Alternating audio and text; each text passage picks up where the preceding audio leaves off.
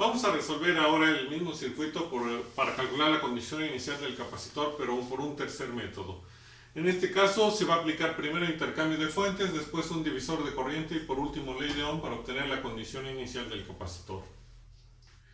Entonces, lo primero que tenemos que hacer es identificar si entre dos puntos de mi circuito existe un circuito serie formado por una impedancia o varias impedancias mientras estén conectadas en serie a una fuente de voltaje. Y si vemos de este punto hasta este punto, si hacemos ese recorrido, los tres elementos que están en serie es la resistencia de 8, la fuente de voltaje de 40 y la resistencia de 2 ohms. Entonces, sí podemos aplicar intercambio de fuentes. ¿Por qué? Si tenemos resistencias en serie, aunque la fuente esté en medio, de este punto a este punto todo está en serie. Entonces significa que si yo muevo hacia arriba la resistencia, mientras siga estando en serie no tengo problema. Pero no lo voy a hacer porque ya sabemos que mientras estén en serie las resistencias se pueden sumar para reducirlas. Entonces, aplicando intercambio de fuentes tenemos que la corriente de la fuente de voltaje va a ser igual a la fuente de voltaje entre la resistencia que está en serie a esa fuente, que es 8 más 2. Entonces nos da 40 entre 10 igual a 4 amperes. Ya podemos modificar el circuito y ahora en vez de tener una fuente de voltaje vamos a tener una fuente de corriente en la misma dirección de la cual se está originando esa fuente, que es hacia arriba. Aquí está la fuente de corriente hacia arriba. Y la resistencia que se usó para el intercambio, que vale 10, ahora ya no va a estar en serie, sino va a quedar en paralelo. Y todos los demás elementos que no se modificaron se vuelven a escribir. Porque aquí tenemos esos dos mismos puntos, nunca los perdimos, ahí están. Si queremos decir que aquí está y aquí está B, pues aquí sigue estando A y sigue estando B. Entonces, como observamos, tenemos la fuente de corriente, una rama en paralelo a esa fuente de corriente, otra rama en paralelo a la fuente de corriente y otra rama formada por dos resistencias en serie. Por eso no la reduzco. Además no la reduzco porque perdería una terminal, porque al estar en serie la corriente en serie es la misma, pero están en paralelo a lo demás. Por eso puedo aplicar el divisor de corriente.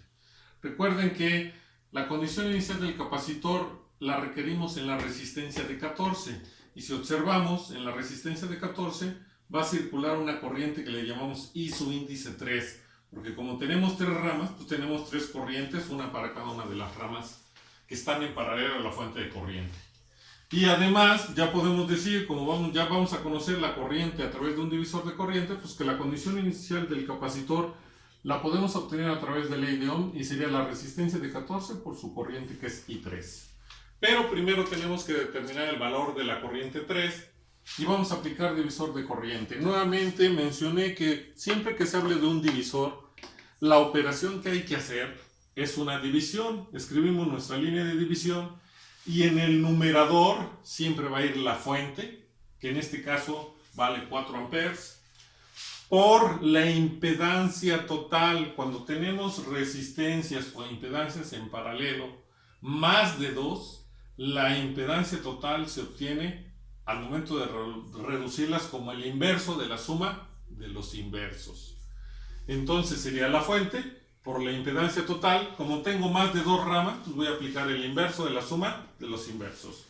La rama 1 tiene una resistencia de 10, la rama 2 tiene una resistencia de 9 y la rama 3 está formada por dos resistencias que al estar en serie lo único que hago es sumarlas y sería 14 más 4, lo cual nos da 18. Ese sería, entonces, en el numerador va la fuente por la impedancia total entre la rama donde deseamos conocer la corriente.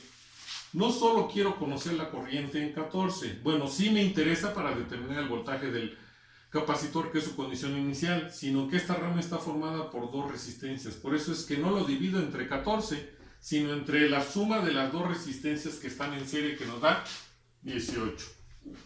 Haciendo operaciones tenemos que la corriente 3 es igual a 0.83333 amperes, que es igual a lo que nos dio en el primer circuito o en el primer método. Ahora vamos a aplicar ley de Ohm, que ya se había establecido, y tenemos que la condición inicial del capacitor va a ser igual a la resistencia de 14 por la corriente 3 que ya se calculó. Sustituimos datos y tenemos que el voltaje del capacitor en tiempos menores que 0, que la condición inicial es igual a 11.66.662 volts, que es igual al que obtuvimos en el primer método.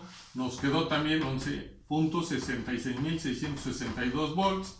En el segundo método nos quedó 11.66.667 volts. Y en este método pues es 11.66.662 volts. Nuevamente, es décimas, centésimas, milésimas, 10 milésimas, 100 milésimas. Es decir, tenemos una diferencia que es tan pequeña. La diferencia está en cualquier valor, pero por 10 a la menos 5. Es decir, es tan pequeño ese valor que es completamente despreciable. Y podemos redondearlo solamente a 2 y nos va a quedar siempre el mismo resultado. Y con eso estoy comprobando y demostrando que sin importar el método, el resultado de un solo circuito es único. Si cambiáramos de circuito, cambiamos de resultado, pero en este caso que estamos analizando el mismo circuito por diferentes métodos para determinar la condición inicial del capacitor, ese resultado debe de ser igual por cada uno de los métodos que utilicemos. Tenemos un único resultado, no hay 2 o 3 o 4 dependiendo del método. El método no me determina el resultado, me determina el tiempo en que yo me voy a tardar para resolverlo. Si vieron, en Mayas ocupamos más espacio, con divisores de voltaje casi fue el mismo espacio que se ocupó para ahorita intercambio de fuentes, divisor de corriente y ley de Ohm. Entonces el método lo único que me va a determinar es cuánto tiempo voy a emplear para obtener el resultado que quiero.